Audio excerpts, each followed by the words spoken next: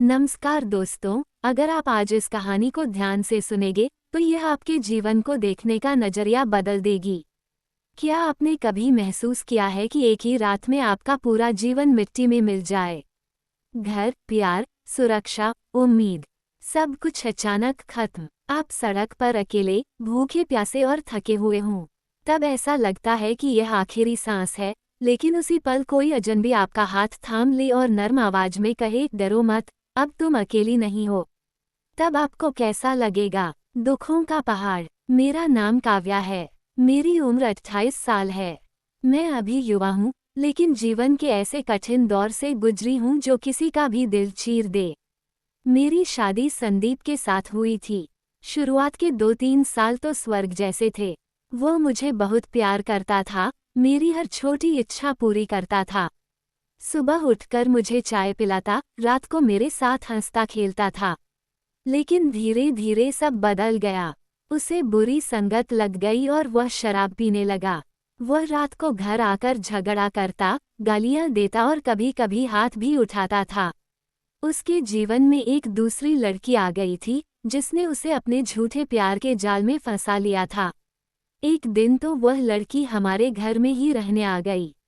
वे दोनों मिलकर रोज मेरा अपमान करते और मुझे घर की नौकरानी की तरह रखते थे। मैं हर रात तकिए में मुंह छिपाकर रोती रहती। मेरे जीवन में संतान का सुख भी नहीं था, बस एक भयंकर खालीपन था। मौत की साजिश और पलायन। एक रात मैंने सुना कि वे दोनों मिलकर मेरी हत्या की योजना बना रहे हैं। मेरा दिल जोर से धड़कने लगा और सांसें अटक गईं। मुझे समझ आ गया कि अगर आज मैं घर से नहीं भागी तो कल मेरी जान नहीं बचेगी। उसी रात कुछ कपड़े और थोड़े पैसे लेकर मैं घर से निकल गई। 3 दिनों तक मैं सड़कों पर भटकती रही। पेट में अन्न का एक दाना भी नहीं था। गर्मी से शरीर तप रहा था, पैर कांप रहे थे और आंखों के सामने अंधेरा छा गया। आखिरकार मैं सड़क पर ही बेहोश होकर गिर पड़ी। एक नया सहारा। जब मेरी आंख खुली तो मैं एक छोटी सी कच्ची झोपड़ी में थी। मेरे पास एक 70 साल की दादी बैठी थी, जिनके चेहरे पर ममता और शांति थी। मैंने कांपती आवाज में पूछा, मैं कहाँ हूँ? दादी ने प्यार से मेरे सिर पर हाथ फेरा और कहा, बेटा, डरो मत। मेरा बेटा तुम्हें खेत से लौटते समय बेहोश देख यहाँ लाया है। दादी ने मुझे ताज़ा गरम रोटी और सब्जी दी। उस सादे खाने में जीवन की सबसे मीठी सुगंध थी। तभी दरवाज़ा खुला और एक युवक अंदर आया। वह अभिषेक था।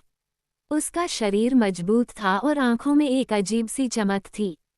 मैंने रोते हुए उन्हें अपनी पूरी कहानी सुनाई। अभिषेक और दादी ने सब कुछ ध्यान से सुना। दादी बोली, बेटा, अब तुम यहीं रहोगी। अभिषेक के माता पिता बचपन में ही गुजर गए थे, तब से हम दोनों ही साथ रहते हैं। प्रेम और नया जीवन। मैं घर के कामों में हाथ बटाने लगी। धीरे धीरे अभिषेक और मेरी नज़रों का मिलना, छोटी छोटी बातें और मुस्कुराहटें बढ़ने लगीं। एक दिन जब मैं खेत में उसके लिए खाना लेकर गई तो उसने कहा, काव्या, मुझे अकेले खाना पसंद नहीं, तुम भी साथ खाओ। शर्माते हुए मैं उसके साथ बैठी। उसने धीरे से कहा, काव्या, तुम बहुत सुंदर लग रही हो। क्या तुमने आगे का कुछ सोचा है? मैंने कहा, मुझे यहाँ बहुत अच्छा लगता है, मैं हमेशा यहीं रहना चाहती हूँ। फिर मैंने हिम्मत जुटाकर पूछा, आप शादी कब करेंगे? अभिषेक हंसा और बोला, शादी तो करनी है, एक लड़की मुझे बहुत पसंद है। मेरा दिल बैठ गया। मैंने पूछा, वो कौन है? तब उसने मेरी आंखों में झांकते हुए कहा, उसका नाम काव्या है। मेरी आंखों से आंसू छलक पड़े। उसने मेरा हाथ थामा और कहा, मैं तुमसे सच्चा प्यार करता हूँ, क्या तुम मुझसे शादी करोगी? एक सुखद अंत। हमने मंदिर में बहुत सादगी से शादी की। कुछ लोगों ने विरोध किया कि मैं पहले से शादीशुदा थी, लेकिन अभिषेक ने किसी की नहीं सुनी। कुछ समय बाद हमारे जीवन में खुशियों का दिन आया और मैंने एक सुंदर सी नन्ही बेटी को जन्म दिया। अभिषेक उसे देखकर भावुक हो गया और बोला, मेरी परी आ गई। आज मैं समझती हूँ कि असली ताकत पैसे या संपत्ति में नहीं, बल्कि इंसानियत और सच्चे प्यार में है। जीवन में कितने भी तूफान आए, अगर कोई सच्चा साथी साथ हो तो अंधेरे में भी रोशनी का रास्ता मिल जाता है।